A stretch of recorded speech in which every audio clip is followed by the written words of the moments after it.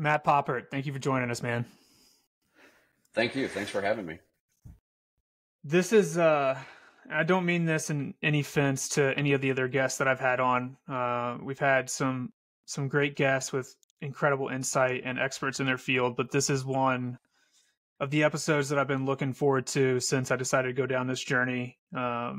Because Matt, who is an incredible human being, came into my life in late 2016, early 2017, at a time where, not that life was bad or anything, but where I was on the verge, maybe for the only time in my life that I can think of throwing myself a pity party.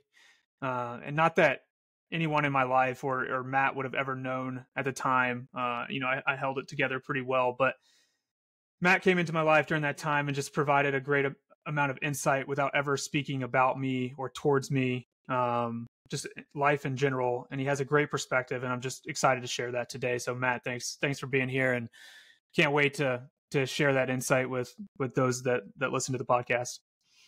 Thank you. So let's start with your entrepreneurial journey. We talked the other day. You started your business in, I think it was 2019. Is that right? 2017. 2017. Yep. So kind of getting off the ground, and a global pandemic happens. So let's maybe walk through that and talk about the things that you kind of had to overcome in that time period. Yeah. So we, my business partner and I, at the time we actually had a third business partner that's was with us as well when we first started. And there was a lot going on. So when I met you in that same time frame, I was going through a transition from a company that I had thought would be more of a long-term kind of semi-entrepreneurial position, and things didn't work out. So I was in a little bit of a state of flux. I kind of tried going out on my own in a little bit of a different fashion. Went back to my corporate job, and literally the first day I was back up at the corporate office, I felt in my stomach, man, I made the wrong move. Going back to the corporate gig. And I had shortly after that started talking with Ryan LaPrade, my business partner, about this opportunity to get into a business selling dental practices. And just because people out there don't know, I'd spent about 16 years in the dental business. And long and the short of it is, 8 weeks after I started with that company, I had to go back to a good friend of mine who had rehired me and tell him I was leaving to go back out on my own. And the relief I felt, just because I knew I was making the right decision of betting on myself, was enough to know that this was going to work. So when you start a business in the business brokerage world, people don't just come running up to you day one and say, hey, I want you to take what I've spent a lifetime building and go maximize the value of it. Imagine, you're a business partner and somebody comes to you and says, hey, I've never sold a business before, but I want you to let me sell what you've spent 25, 30 years building. And dentists are very emotional about that process. They spend 4 days a week with their staff. Typically, they've got long-term staff, and they're seeing the same patients every 6 months for 25, 30 plus years, and they become like family. So the dentist, when they go through that process, it's a very, very emotional process. They're very connected to these people. I always tell people, if I had $1 for every 6'2" dentist that I took to lunch to talk about selling their practice and they cried, my daughter's college education would be paid for. So imagine, like, you're the new guy coming in saying, oh, I've sold dental equipment in the past and I've managed some teams in the dental world, but I've never sold a business and I want you to be my first person. Well, it takes a long time to build up that pipeline. So we spent about, I think it was 14 or 15 months before we ever took a penny out of the business. And our startup costs were substantial for what we were trying to do for a low overhead type business like brokerage. And then we started finally catching our stride in late 2019. We started selling a few practices, and we were getting referred on some some practices that were much more financially healthy. We were getting networked with people. And then all of a sudden, this COVID thing starts popping up in early 2020. And I'll never forget the Friday before the world shut down, I had a closing and I'm sitting at this attorney's office and the buyer was nervous. And I looked at him and I was like, Doc, you still want to go through with this? And we didn't know what was going to happen on Monday. And he said, yeah, I believe it's the right thing to do. And he closed. And that was a big thing that helped us, just having that closing right there. But then that following week, the world shut down. And a couple weeks in to everything shutting down, and there was no clear path as to where we were going with my job with trying to sell dental practices. Banks weren't lending. Dentists in most states could not go in unless it was to treat an emergency. So your typical revenue, your people coming in for their cleanings every 6 months, all that just came to a screeching halt. And I remember sitting in my office one day and I was like, I got to start figuring out financially where I am. And I started counting credit card debt, and I got to $100,000 of debt, and I stopped counting. And there was more. I don't know how much it is. I don't think I ever even want to know how much it was. But in that moment, I started to have one of those pity parties that you were talking about of, man, I had a good corporate job. I left it. They took me back. A couple years later, I'm staring at the real possibility that I may go bankrupt, not knowing what was going to happen with COVID. And I went for a walk, and I'm walking through my neighborhood. And as you know, I love climbing. I love hiking, getting out in the mountains.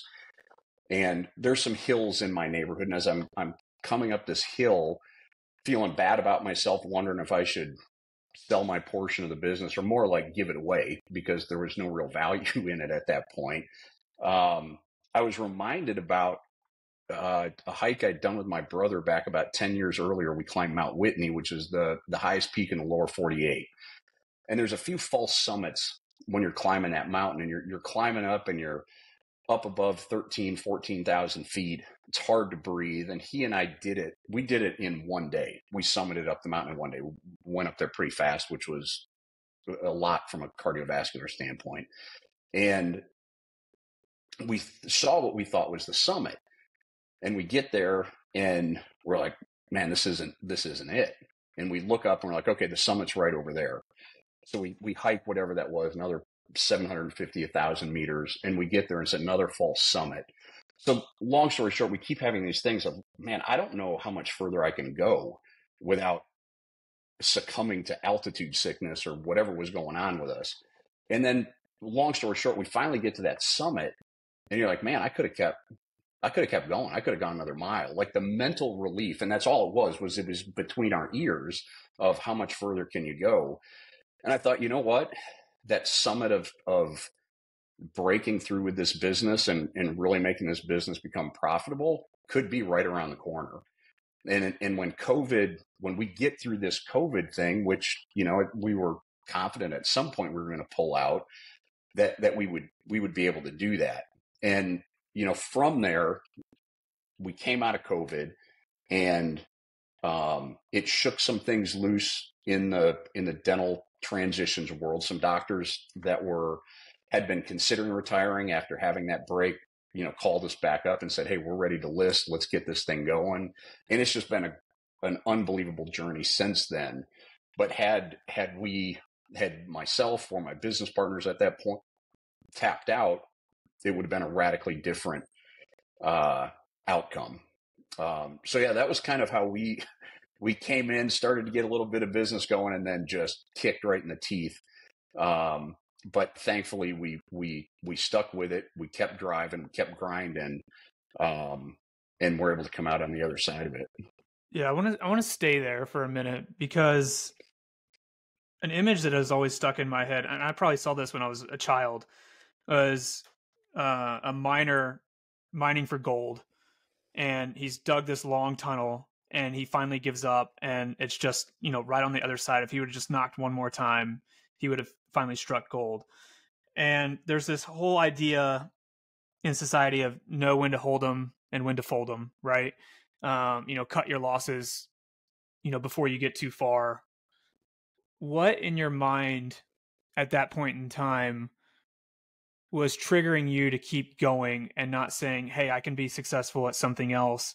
I can make it work, but this just isn't the thing for me." Yeah, I think looking back, there were a number of different things. One, I think it was pride. I felt like, the opportunity that I had had prior to, owning and getting into this business should have turned out differently. And I felt like I had, um, it didn't work. I don't want to say failed, because I didn't fail. What I did at that organization was I very, very successful, but it just didn't end up the way I wanted it to. So part of it, I think, was pride. I think the other part is I knew, like I told you at the beginning of that story, when I went back to the corporate company that I worked for prior to coming out to here, I knew on that first day when I flew up to Ohio and was in that hotel, and the next day I was going to have to go into the office. It just wasn't what I wanted to do. There's nothing against them. They're a great company and obviously, I mean, they brought me back after I had resigned 3 years earlier. But I felt like I needed to be on my own. I needed to be in this environment. And I think too that I had tasted a little bit of success, prior to the world shutting down. And I had the confidence that if I keep grinding, if I don't quit, I will end up succeeding. And again, so many stories in my life, and I'm a Marine, as you know, and in the Marine Corps, they'll tell you, look, in a run, walking is an option, crawling is an option, low crawling is an option, but quitting is not an option. And that was, that kind of stuff is going through my head, that, hey, you're not quitting. And I personally believe, you and I have talked about this before, I think when it comes to small businesses and getting a small business started, the biggest difference between people that make it and people that don't, the one thing that I think can be pointed to quite a bit is quitting. You just don't quit. You keep grinding. And is there a point to tap out? Yeah, there definitely is. I'm not ignoring that, but I think if you can see some light, and you've got the intestinal fortitude, and you've got the drive and the passion to be able to conquer it and figure it out, you will figure it out. Yeah, entrepreneurship and running a small business is not for everyone, and it's not released yet. But I recorded a episode with a colleague of mine, Brian Adams, and he talks about how the difference between those that are successful and those that are, call it mediocre in any given field, is not that necessarily, the successful person is better at that job than the person that is more mediocre. It's that they have this higher pain tolerance for putting up with the mundane and continuing to push forward when things are not going their way. I think that's kind of the same thing that we're talking here. And I'm glad that we're going that direction. And I'm glad that you mentioned that you're a Marine. I know we talk about it in the introduction as well, but I kind of want to pivot towards that. You're thinking about writing a book. You and I have had a lot of amazing conversations about mental fortitude and all in the past. What are some of those life lessons that maybe are going to show up in the book that you're considering that helped you get through that period of time, or really any difficult period in your life? Yeah, well, one, as you know, when you and I used to work out together, and I would get questioned all the time about mental toughness, and I don't necessarily think I'm all that mentally tough, but people would come to me to talk to me about it, and there's no like formula for it, and it's this simple. In my opinion, it's this simple. And again, I'll go back to my time in the Corps, and this is what they taught me, is that if you want to become mentally tough, you have to constantly put yourself into challenging situations. You have to learn to get comfortable being uncomfortable. And the more you do that, the more you'll see the success and the more your confidence will grow. So if you go back to just something simple like running. So I'm a big guy. I'm 6'1". I'm not gonna tell you what I weigh right now, but back in my fighting weight, I'm about a 220-pound guy, and I've run 3 full marathons. Dudes that are 6'1", 6'2", 220 pounds shouldn't be running 26.2 miles. And I wasn't setting any land speed records, but what always got me there is that Lance Armstrong was back then like doing the Tour de France, and doping aside, he once made a comment. He said the people that win those races are the people that can endure the most pain. And marathon running is no different. And quite honestly, starting a business isn't that much different. It's how much pain can you endure? One of the other things I fall back to is the Vikings way back in the day would, when they were going to go raid a country, they'd come up with their boats and they'd hit the beach with their boats and they would burn their boats. And they did that for 2 reasons. One, it was the psychological effect on the enemy that, hey, these dudes have no way to retreat. But it was from a leadership standpoint, it was a psychological ploy with those Vikings as well, that we have no way out. And when I started this business, my wife, she was like, well, what's your backup plan? And I told her, I said, I don't have a backup plan. My backup plan is I'm succeeding or we're going bankrupt trying. Because I think when you allow yourself a way out, you're going to end up taking that way out. So when I hear, and I'm not saying this like broad stroke, you should never do this, but I know multiple people that they have a full-time job and they've got a little side gig, a little side hustle that they're trying to make work. And they'll tell me like, hey, my goal is to quit working my job and go do this. And my advice to them is always the same. It's quit your full-time job. If you want to start a small business, you want to start a business, go all in, burn your boats, plan it, be strategic about it, be smart about it. But if you want to be successful, go all in. Because if you don't go all in and you give yourself that way out, at some point, it's just like, again, I go back to the core, when we were running, we had to do our 3-minute or 3-mile physical fitness test, or running the obstacle course, or treading water with a M16 over your head. Your mind is going to quit long before your body's going to, or your mind's going to tell your body it needs to quit.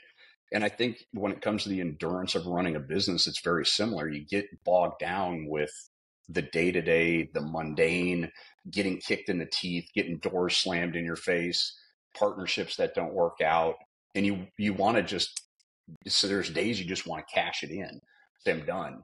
But I think if you don't have that backup plan and you're 100% focused on, this is where I need to go, this is where I need to be, you'll get there if you don't tap out. Yeah, I mean, I think to that point, when you're starting a small business, shit is going to happen. Excuse my language there. Stuff happens. Things are going to go wrong. We've talked about it on a couple of these episodes. You're going to do your best, or most people try to do their best to prepare for it at the beginning.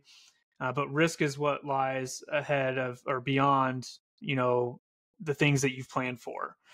And there is risk in all small businesses. Things happen. And it's that mental fortitude, that mental toughness, as you said earlier, that is going to allow you to push through that and get to the other side. And like you said, there's certainly situations or people that maybe just aren't cut out for small business world. But I think for most of them, I don't remember what the stat is, but something like 50% of all small businesses fail in the first year. And I would say most of that is due to that lack of mental toughness. And so if you're thinking about starting your own business or going into business with someone, knowing ahead of time that mental toughness is important and plays a role is that first step, in my opinion. Yeah, 100%. And just kind of parlay that a little bit, planning is important when you're starting a business. But for example, when I was in the Marine Corps, if we were planning an operation, we planned the op assuming what the bad guys were going to do, but we couldn't control what they were going to do. So we always had to remain flexible in that. And we used to, the Marine Corps motto is Semper Fi, or always faithful. We used to say Semper Gumby, always flexible. You've got to be willing to, as you're planning and you have these great ideas when it comes to business, and you think, for example, when we started this business, we started it in Georgia and Tennessee, and there was a lot of competitors in the Atlanta market.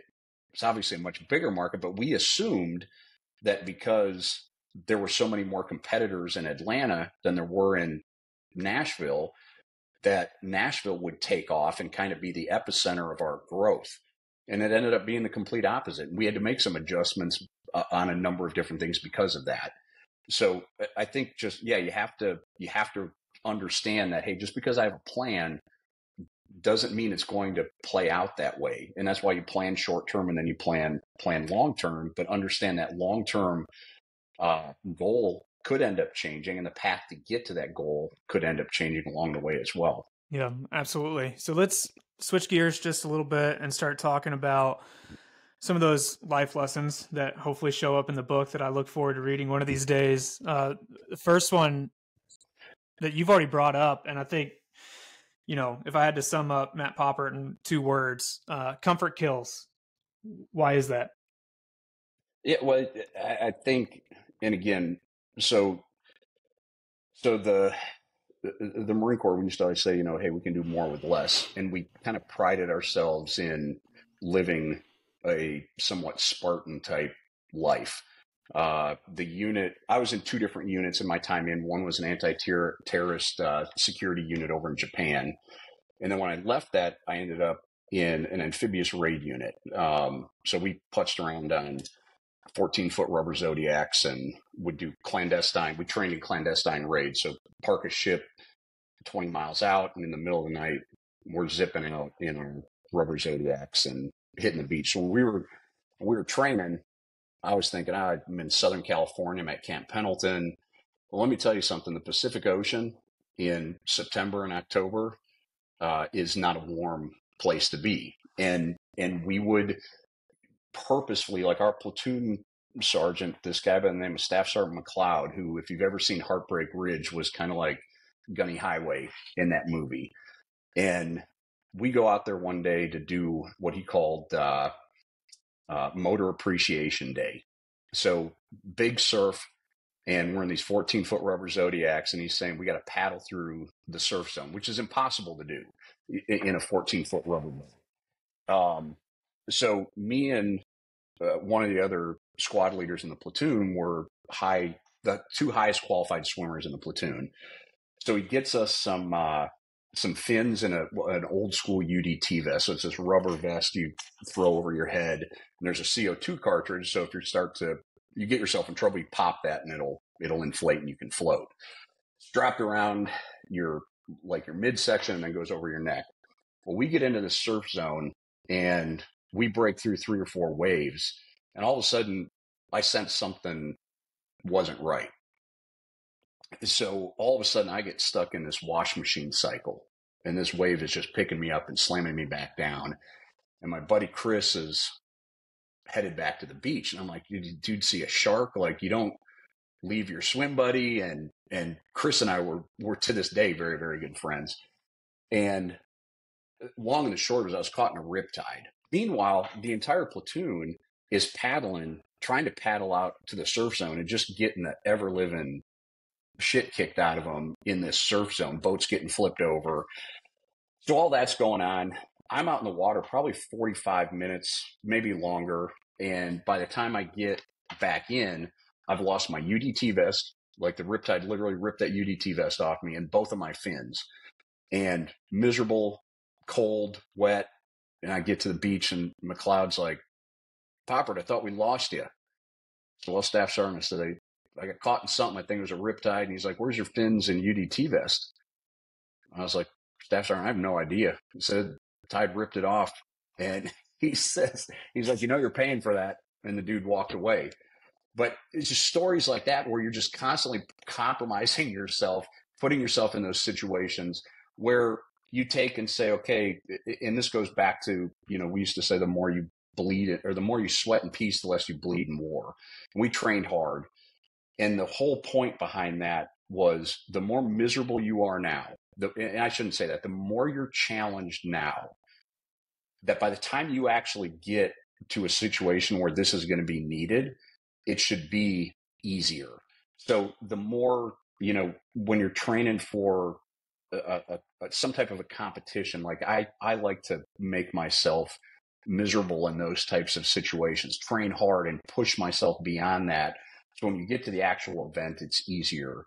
But I think, going back to business, it's like those early days are the days of trying to swim through a surf zone in a riptide, and if you can figure that out and get through that, it's going to make it better. But the more comfortable you are, in my opinion, the lazier you get. And in business, in life, success is not owned. It's rented. And this is another one of my things I like to tell people is the rent has to be paid every day. So just because last year our business had a good year or the year before, you can't just rest on your laurels and say, well, shoot, 2023 was a record year. 2024 is going to be great. Nobody cares. Nobody cares what happened in 2023. What people are going to care about today is what am I doing today? And if I'm not out there grinding and working my contacts and consulting properly and giving good advice today, it's going to fail tomorrow. Yeah, so let's then take a step outside of that lesson and think about, if we're in business. I've seen a lot of commentary lately, specifically on Twitter, of people hating on cold plunges and things like that. I don't know what the health benefits are of cold plunging, by any means, but doing things like that, putting yourself in difficult situations physically, I think can help you to calm the mind and think through things when your back's up against the wall in a business environment. What are some things that you do in your daily life that kind of sets you up for success in obviously everything, but specifically tied towards business, since that's what we're talking about, like, doing hard workouts or jumping in a cold plunge into cold water, things like that. What are some things that you do that can kind of help with that? Yeah, it's good on the daily basis, in my opinion, to do little things to show success or things that you can succeed at. So there's the guy that used to run the naval spec ops, and I forget his name. He wrote a book called Make Your Bed, and he talked about being successful. The first thing, and if you get up in the morning and you make your bed, you've been successful. You've already accomplished one thing, and that should help set the tone for the day. I swore when I got out of the Marine Corps I was never going to make a bed again, and I don't know if I've made a bed since I got out. So that's not the thing that I do. But what I like to do is I get up every morning. I'm up at 5:30, and I have a guy who you've had on the show, Trey, who he sends me 5 workouts a week. And I do those workouts Monday through Friday, and then I do my own stuff on the weekends.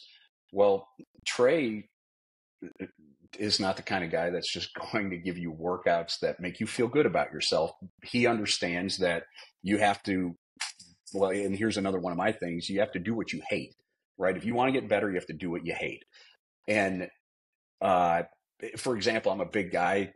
One of the things I hate doing is anything with a gymnastics movement, because it takes a lot to move a body my size versus a body your size. I'd prefer to lift a heavy weight, or I enjoy endurance stuff, so I'd prefer to do those kind of things. Well, Trey programs these workouts, and every day there's something in it I don't want to do. And as a side note, I'll tell you this. I've been getting up at 5:30 in the morning for I don't know how long to work out, and I don't like it. And I think most people that wake up at that time of day to work out, if they're being honest, they don't want to do it. They would rather hit the snooze button and lay in bed and then wake up and eat a donut and go to work and then maybe work out at some other time. But I do it because in my job, the majority of my business gets done between 4 o'clock and 9 o'clock at night, because when people are selling their businesses, it's confidential and I can't necessarily talk to them or show their business during the day. I have to do it at night. So anyway, I never know when my night's going to end, which is why I just do it first thing in the morning. But when Trey sends me those workouts, there's typically something on that workout I don't want to do. He had ring dips in the workout this morning. I don't like doing ring dips. I didn't want to do ring dips, but I did them. And I did them because one of the things I want to be able to do is look back. And I could not do that. And I could plug it into the app and nobody would ever know. But I would know. And that right there is a crack that will get into it's a crack in your armor.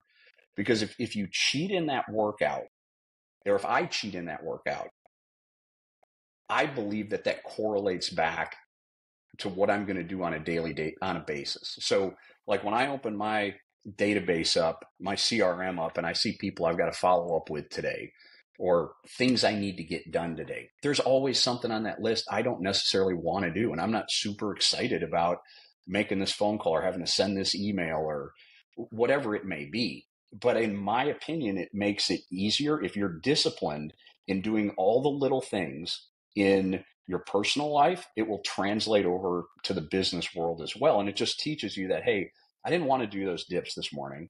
I know they benefited me. And I know this conversation I'm going to have with a seller that I've got to tell him something he doesn't want to have to hear.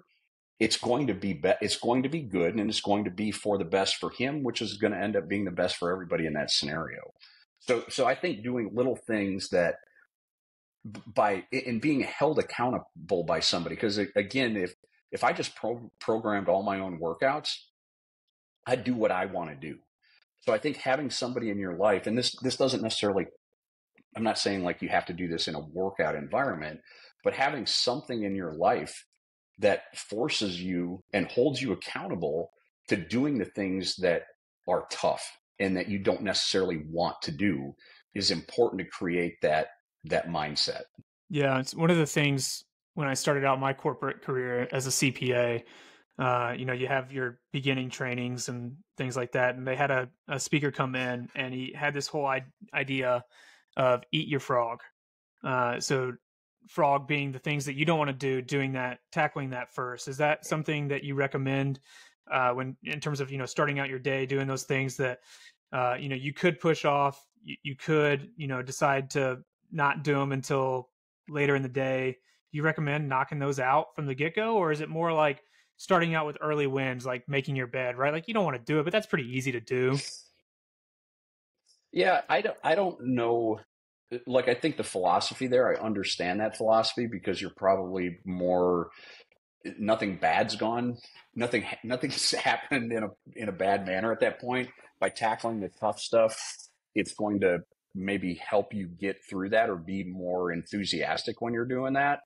I think I've gotten myself to a point where I just know that there's certain things that have to get done, and I'm going to have to do it wherever it ends up falling into my schedule. But yeah, I guess to your point, that I've never even thought about that, but I think that would make sense to prioritize if you're struggling with, a certain task or a certain part of your job that doesn't excite you, to do that first thing when you come into the office in the morning and get it out of the way. And then you've got it. And I think it's always important not to just look at what else you have to do, whether it's on a daily, weekly, monthly, annual, or 5 or 10 year basis, but looking back throughout the day even and saying, man, I knocked all this stuff out and that wasn't fun. But again, the more you do it, again, a good example of this is as a consultant um, in selling businesses, and let's talk dental specific. Most dentists are not great business people. They go to undergrad and they get some type of a science degree, and then they spend 4 years in dental school, and they probably get the equivalent of about 3 hours of business training. And then they go out and they associate for somebody for a few years, and all of a sudden they own a 800 to $1.5 million practice. And in those situations, a lot of times they have no idea how a business is valued. They have no idea. They've heard what their friends did, but a lot of times people will embellish certain things. And in dentistry, there's a lot of consolidation going on. So there's all these conversations around values, blah, blah, blah. Well, I have to sit down with a lot of doctors and they think their practice is worth $1 million, and I've got to sit down and tell them it's worth 700,000. And that's not fun. And I don't like doing it. But what I've learned is the more I do it and the better I become, and learning from other mentors and other people of, hey, how do you frame this? How do you put this together with somebody of this type of an ego or this type of a personality, and explain, hey, here's where we are. Here's the reality of the situation. And then how do you get through it? So, and unfortunately, like those honestly to this day are one of the things I don't like about what I'm doing. I don't have the ability to do that first thing in the morning because I can't get that doctor on the phone typically until 5 or 5:30 at night.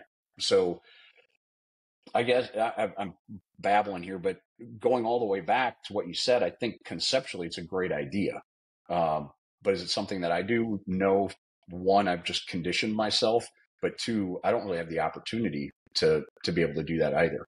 Yeah, I'm kind of with you there. I mean, it's a phrase that's always stuck with me. Again, it's eat your frog first. So the idea is to do, the hardest parts of your day as early as possible. But I'm kind of with you in that I think I've conditioned myself that I don't have to do that. It has certainly stuck with me, but there's certain things that work for me, and just got to find what works for you. And what works for me is just writing it down. Like if I have something in my day that I don't want to do, if I just do a to-do list and I write it down, it doesn't even have to be super descriptive. I just write it down. And at the end of the day, my goal is to mark it off. And if I don't mark it off, then it's going on tomorrow's list. And that's just the way it is. And that's seemed to work for me. But continue to work our way through those life lessons. We kind of alluded to this earlier when we were talking about, getting through that tough part of the business. You say, make results, not excuses. Yep. Yeah. And it, so again, I'm gonna go back to my days in the Marine Corps, and when they trained us on different weapon systems, we had to memorize what the maximum effective range of what every weapon was. And to this day, like I still know that the M16A3, the maximum effective range is 550 meters. And our drill instructors would get in front of us, and you're in the squad bay, and especially the early days, like it's very intense and a lot of yelling, and if somebody made an excuse, that drill instructor would get in their face and say, "What's the maximum effective range of an excuse?" And the answer was 0 meters, sir.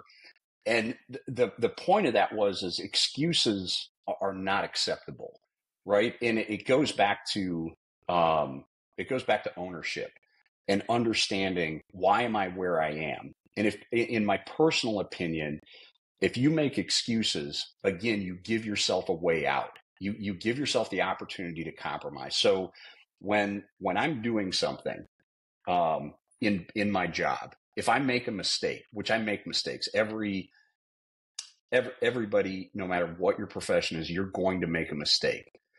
The first thing you should do is just own it. I made the mistake. I do not have an excuse for why. Understand why you made that mistake and correct that action. But if you let's take it a step further. So I grew up poor.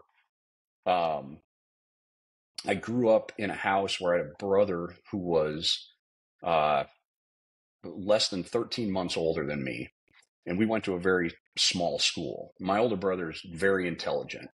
Math came to him easy. The guy, he never really had to study in high school, did very, very well. And schoolwork was not easy to me growing up. And I graduated. I believe my high school GPA was 1.6. I think those teachers just didn't want Matt Poppert coming back, which is why they got me out of there.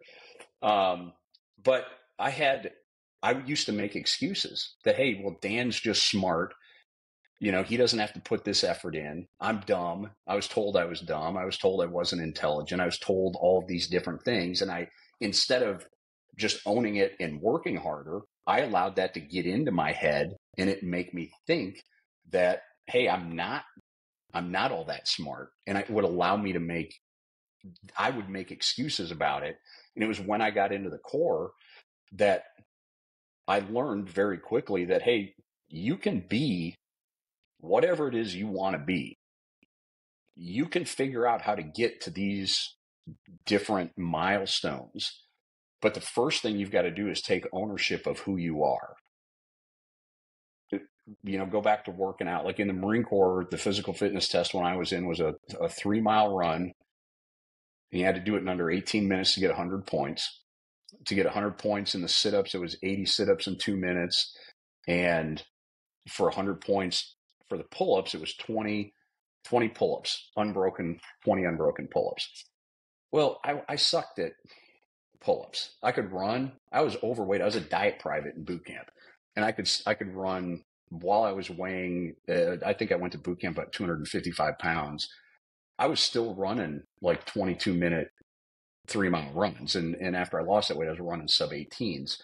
And again, I could have made an excuse there. I'm a big dude. Like I shouldn't have to be running 18-minute, 6-minute mile for 3 miles. But I had to own, like I had no choice but to own the fact that I'm not really good at pull-ups. And I had to spend more time out there working to get better versus making an excuse. So if you don't make excuses, you're going to see your weaknesses, but then also be able to put something around it to become better. And I think one of the things I like to tell people around that as well is, and this kind of my daughter was playing club volleyball, and I believe it was the first year she was playing. Her team was not all that good, and they just kept losing and losing and losing. She'd get frustrated and cry, and I'm trying to be that empathetical dad. And at one point, she was like, all we do is lose. And I looked at her and I said, Emma, you want to know how many times I've lost in life? She was like, I don't know, Dad. And I said, Emma, I don't lose. I either win or I learn. And I think that that's a very important thing that, look, when you're starting a business or you own a business or you buy into a business, you're going to make those mistakes, but you've got to have the discipline to look at them, look back and learn from them. Don't make the excuse, learn from that mistake, correct it, and move forward. Yeah, I love how you tied that all together. And when I think about, what we were talking about at the beginning, kind of in my intro or thank you to you, in terms of that pity party that I was on the verge of throwing myself in my, call it mid-20s. And there were just some circumstances that happen in life where, there was a series of them that I failed to take accountability for my portion of that. And it was like a cancer. And that's what led to, being on that verge. And I still to this day, don't think that I didn't get to that pity party situation. I didn't quote unquote lose.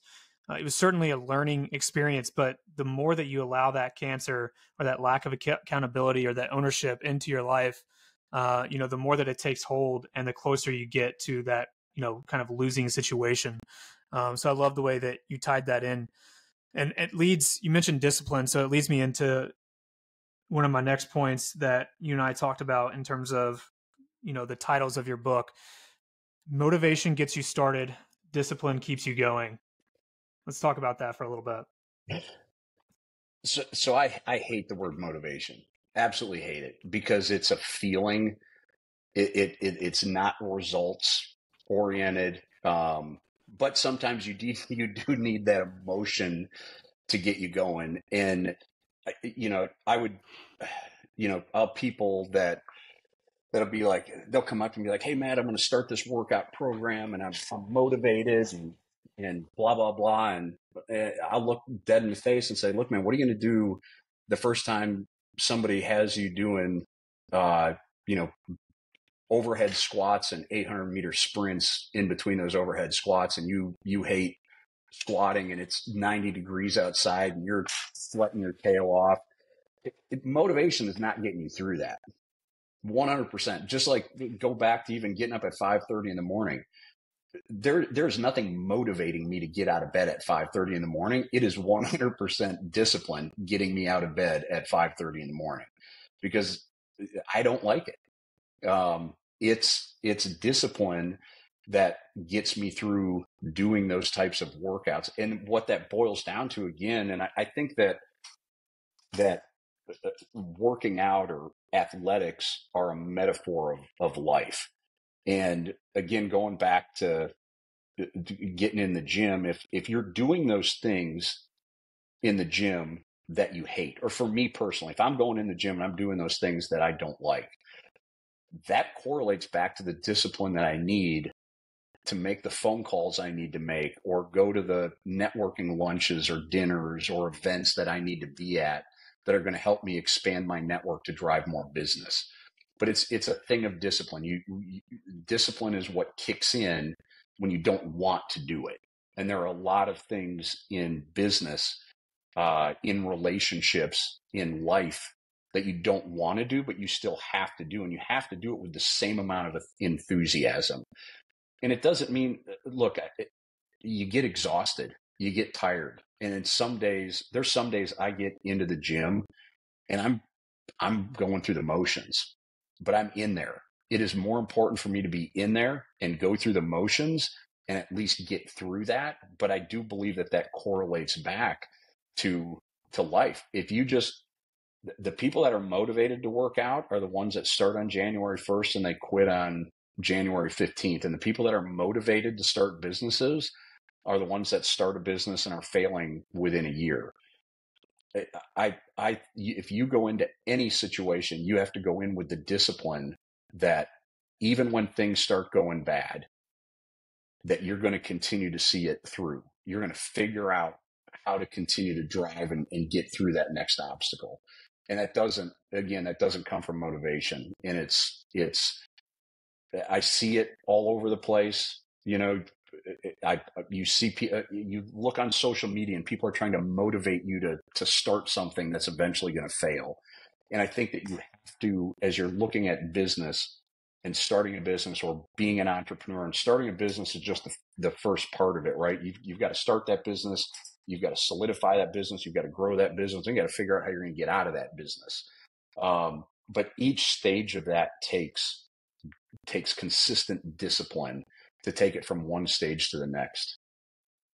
I think that is a perfect segue into something else you said in kind of our pre-podcast prep. You said you can tell a person's character by how well they do a job they don't like. How does discipline kind of relate to that? And what did you mean by that? Yeah. So, and I'll tell you the story of how we got to that. So old Staff Sergeant McLeod, our platoon sergeant, when we were putting our work up together, they took the platoon and the company, and they divided each platoon. And there was going to be for these types of missions, one of the specialties within the company was guys that were going to be scout swimmers. So these scout swimmers was something that I wanted to do very badly. Were when we would, have a company site or any element going in, the raid force would be sitting off the beach, say 1,000 meters, and the scout swimmers would put wetsuits on and fins and throw their M16 over their back, and they would swim into the beach, clear the beach, make sure it was good for everybody to come in, and they'd signal to bring the rest of the boats in. And I just thought that sounded pretty badass, and like I wanted to be a scout swimmer, yada yada yada. Well, I get selected for it, and then I don't know what happened at the command level, but some things changed. And McLeod came back to me and he was like, "Hey, Matt, you're not going to scout swimmer school." And I threw a little bit of a fit with him. And I'll never forget, he grabbed me by the shoulder and he said, "Poppert, you can tell a Marine's character not by how well he does a job he likes, but how well he does a job he doesn't like." And his point was, hey, look, we as a company and as a platoon, we've got a mission, and you're an integral part of that. And even though you might prefer being a scout swimmer, we've got another place for you that we're going to plug you into, and that is very integral to what we're going to do. And if you do that well, it's going to reflect well on you, and it's going to end up getting you other opportunities down the road. And I think where in business, the way I like to kind of change that up is, you can tell the character of a company not when things are going well, but when things aren't going well. And every business is going to have issues, right? I've been a sales guy or a business development guy my entire career, and it's rarely consistent. There's up and downs. And with what I do right now, it's very, very transactional. And there's things within the job that I don't like doing. We've already talked about one of them, which is sometimes having to reset some of my clients' expectations. They've spent 30, 40 years building something that is very, very personal to them. And I've got to go in and tell them, hey, this isn't how this is going to go.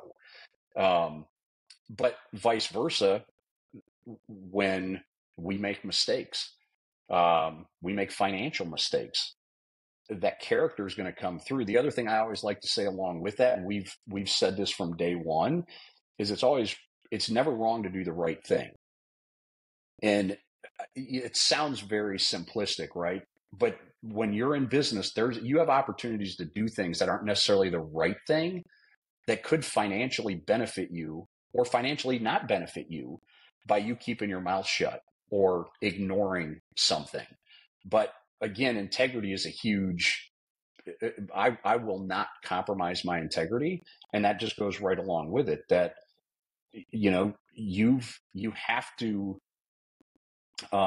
you have to always consistently do the right thing. Yeah, I love that. But ultimately, yes. So No, sorry, I go. was just going to say, going back to that character thing. If you lack character and you're in a situation that you don't want to be, it's not going to end well. And in business, in any small business, you're going to end up in situations where things aren't going to go well. COVID is a perfect example of that. Going into COVID, or as you're starting out and somebody's picking you over the other broker because they've got more experience. Um, you can crack under that. You can lie, you can cheat to try to get that deal, but ultimately it's going to end up blowing up in your face. And it's not going to end well. Yeah, I love that. And in our world, 21, 22, we saw a huge influx in terms of folks interested in real estate investment. And there was a lot of, call it media surrounding that of, hey, you've seen this growth during this time period, what do you attribute it to it? And people would want to know, kind of what are the attributes for our success. And what I kept telling a lot of these folks, software providers or whoever it might be that wanted to interview us, is that right now things are going well. Don't judge us right now. This doesn't matter. Everyone in real estate during 21 and 22 is doing well. Come back to me when the tides turn and judge us by how we're communicating when things go bad. And I think that's a perfect example of that and what you're talking about there of the character, integrity, never being wrong to do the right thing. That all ties perfectly together. For the sake of time here, we've got I've got like a page of notes from our conversation the other day that I could go through. And I think that just means that I've got to have you on a second time, but I'm going to get through a couple of these really quickly. You mentioned the other day getting to the no quickly and Yep. not being busy. Could you elaborate on that a little bit? Yeah. So I think sometimes in business, especially in the business development world, um, there's like, for example, when I'm selling a dental practice, there's some clients I work with on either side. Maybe it's a seller, maybe it's a buyer. And you want to try to get a deal done, but in the back of your head, you're seeing all these red flags with, say, a buyer, right? That's maybe the confidence is lacking. And I've been doing this long enough now, like I can see these things very early. Well, in my opinion, if a deal is going to go south, right? If you can't consummate something, I don't want to drag that out. So if I'm going to get to know, let's get there quick. Let's figure it out. So, for example, in when you're in some type of a transactional business, a lot of times um, people just want to talk about the good of this dental practice that we're trying to sell. It's fee for service and it's all crown and bridge, and there's this room for growth and blah blah blah. But let's say maybe on the financials, the income isn't quite as great because he has a long-term staff or she has a long-term staff that they've just been given 3 or 5% raises to, and it's drawn it kind of outside of what we would typically expect to see for what the percentage of uh, employee compensation is versus the collections of the practice. Well, if we know that that's going to be an issue for some people, my strategy is to say, hey, it's a fee for service practice. There's growth. There's this, there's that. Here's all the positive. However, going into this, you need to understand that when your CPA takes a look at these financials, it's going to show that instead of employee compensation being 28% of the annual collections, it's 35. And we're going to have to deal with that. But if that's going to be a deal breaker, let's just get there now, because time is my most valuable asset. And I don't want to waste time on something that's not going to happen. I want to spend the time working with somebody that can make that happen. And then the other one, don't be busy being busy. And this was a kind of a mentor of mine made this comment at his retirement party. And I think in the sales world, in the business development world, or in business in general, sometimes we feel like if we're busy doing something, it's going to somehow generate results. The reality is there are things out there we can spend our time on that will generate results. And there are other things that we just spend our time on to make ourselves feel good about ourselves. When I call another broker, other people I network with, and say, "Oh, I'm so busy." Well, are you busy driving business, or are you busy just being busy? And being busy is not going to get you anywhere. Quite honestly, we hear all this talk about work-life balance. If you're busy being busy, I could take that time and spend it back with my family, or reading a book, or something that's actually going to benefit me. So don't find activities just to find activities. Find activities that are going to drive results. And being results focused versus being busy and you mentally thinking, well, if I'm busy, this is somehow going to drive something. It's not to say that maybe, a blind squirrel finds a nut every once in a while, right? Sometimes those things will happen, but the reality is I think deep down people know and understand what activity will drive business and what won't. And if you don't, talk to a mentor and talk to other people that have been in the business segment you've been in, and find out what activities are driving results for them versus just wasting it, not finding those little gold nuggets that are actually going to convert into deals for us down the road. Yeah, I love that you related it back to work-life balance. You beat me to the punch there, because that's exactly where I was going to go. And that my perception is that for most people that struggle with work-life balance, the biggest hindrance of that is that they are busy being busy. I hate inefficiencies. I don't want to just sit there and scroll through an Excel worksheet just to make myself look like I'm doing something or make myself feel better. And I think that for most people, if you're struggling with work-life balance, maybe look at where you could be more efficient. That's just my opinion. I don't know if that's true. I don't have any scientific background on that. But that's just kind of where I land. We've had a great episode so far, a ton of knowledge. I've got two more for you that I want to touch on before we end. And then episode 2, we can worry about the rest of the list. Shoot for the moon. You'll hit the top of the lamppost. Let's talk about that.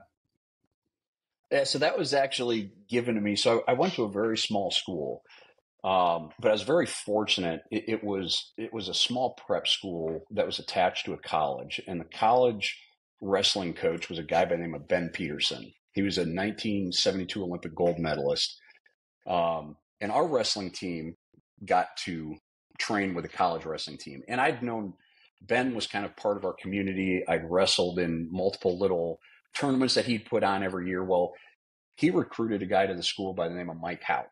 Mike Houck was the first American to win a Greco-Roman world title. And this was probably back in I was in 8th grade. So 82, 83, 80, early to mid 80s is, or no, I guess it would have been 84, 85, somewhere in that range. And Mike was in the wrestling room one day, and I got to wrestle with this dude, this world champion Greco-Roman wrestler. And we were talking about goal setting, and I was telling him kind of what my goals for the year were. And I told him, are these goals too high? And Mike's response was, if you shoot for the moon, you'll hit the top of the lamppost.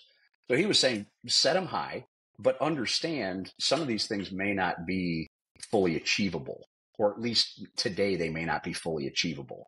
But if you set your goals too low, right? If you're not pushing yourself, if you're not stretching yourself, you're not going to see the growth that you really could be seeing out there. So, and some people would probably argue there's a balance there. I think this mindset is a little bit more old school than maybe some of the new thinking that's out there. But it's something I still like when I talk to my daughter and I talk to other people about goal setting. Stretch it a little bit. You work hard. Understand, don't get depressed and get down on yourself if you don't.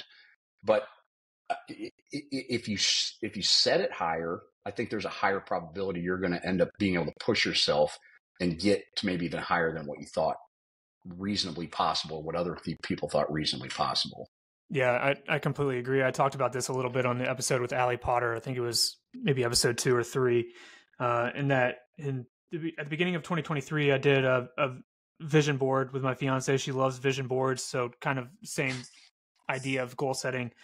And we took a very lax view, I would say, in terms of what can we achieve throughout the year. And we hit every single one of them. And I got to the end of the year and I looked at it. And I'm like, wow, we hit every single one of them. That's great. Felt really good for about all of 3 to 5 seconds. And I'm like, well, what could I have done had I stretched a little further? And so I think there's an important aspect to that of, and Allie goes into it. I highly recommend, listening to Allie's thought process on it in that episode. But I think there's an aspect of having a broader overall goal that is, maybe seems out of reach, and then, smaller ones underneath it that are attainable, that are more process related, that will get you to, the overall goal that you're trying to achieve. Last but not least, and this is something that I've heard you say for years, and if anyone lives it more truly than you, then I would love to meet them. But I wanted to get your thoughts on, you haven't lived until you have almost died. Yeah, so that was something that I'd been told years earlier. So in the early '90s, our unit got called up to go over to Somalia, to go to Mogadishu after the Black Hawk Down incident. And I'd come home on some R&R, and I had an uncle that had served in Vietnam in a pretty tough environment, and he kind of opened up to me prior to me leaving, more so than he ever had before. And he's the one that made that comment to me. And I've heard other people make it since then, but it's something that I truly took to heart. And I think me, like others, there's some other people out there, veterans and whatnot, that just have a different perspective on life. And it goes back to, one of the ways you can say it is, every once in a while you gotta scare the living hell out of yourself to understand if you're alive or not. And it's different for different people, right? I've jumped out of airplanes. I've climbed mountains. I've gone 160 miles an hour on a motorcycle without a helmet on. And I'm not saying this stuff is smart, but yeah, I've mountain biked all over the U.S. and I've been very, very fortunate, scuba diving, and been very fortunate to have a lot of really cool experiences in life. But it's those little exhilarating things. For example, my brother and I just climbed Mount Kilimanjaro back in October, and the climb itself, honestly, the hardest day was the summit day. And the hardest part about the summit day was actually coming down off the summit back down to base camp, not getting to the summit. But getting to that summit and standing up there and putting my hand on that sign and understanding that, I don't know what percentage of the population of the world gets up there. A lot of people climb that mountain, but getting up to a summit like that, or I have a picture of my feet dangling off the summit of Mount Whitney, and it's probably 800 feet from the summit down to this lake that's down at the bottom.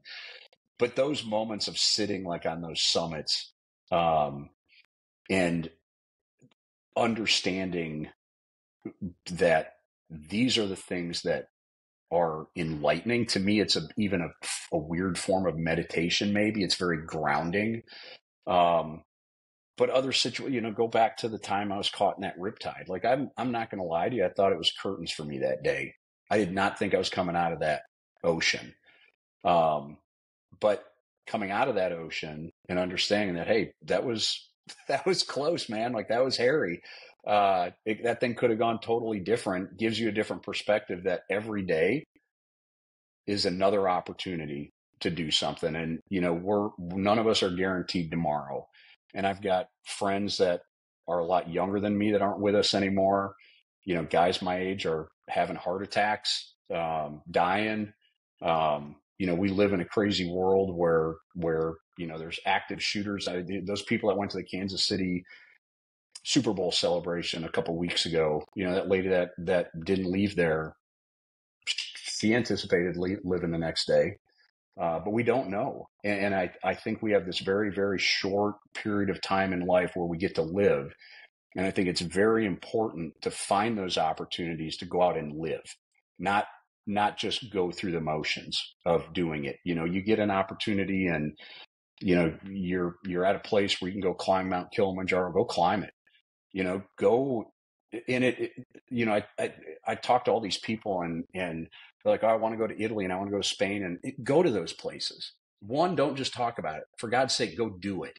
But you don't have to go to those places. We live in a country where there's so much beauty and there's so many opportunities to go exploring and do those types of things.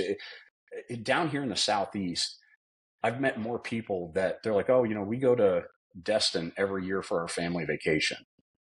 And they may be completely happy and that's their thing. And I don't want to poo-poo on that.